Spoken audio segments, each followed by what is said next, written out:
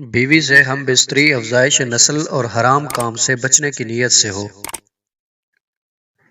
ہم بستری سے پہلے شوہر بیوی کو ہم بستری کے لیے ذہنی اور جسمانی طور پر راضی کرے۔ ہم بستری سے پہلے یہ دعا پڑھنا مسنون ہے: بسم اللہ اللہم جنبنا الشیطان وجنب الشیطان ما رزقتنا۔ ہم بستری ایسی جگہ کی جائے جہاں آواز وغیرہ سننے والا اور دیکھنے والا کوئی نہ ہو۔ دن اور رات کے کسی بھی حصے میں ہم بستری کر سکتے ہیں۔ ہم بستری کرنے کے لیے بیوی سے بوس و کنار کرنا اور شرم گاہ کو چھونا یا دیکھنا جائز اور حلال ہے۔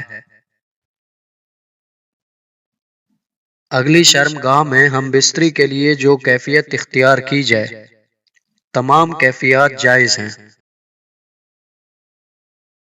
شوہر کے لیے بیوی کی شرم گاہ چومنا بے حیائی ہے۔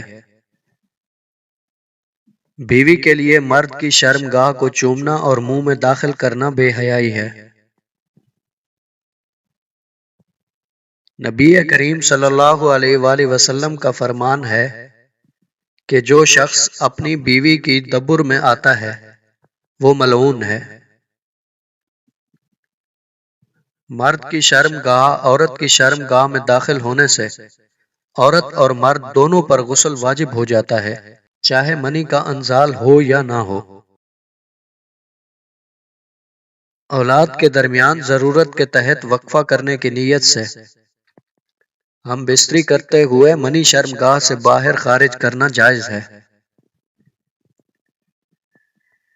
میاں بیوی کی خلوت کی باتیں لوگوں میں بیان کرنا بے حیائی کی علامت ہے۔ رسول کریم صلی اللہ علیہ وآلہ وسلم نے اس عمل سے سختی سے منع فرمایا ہے۔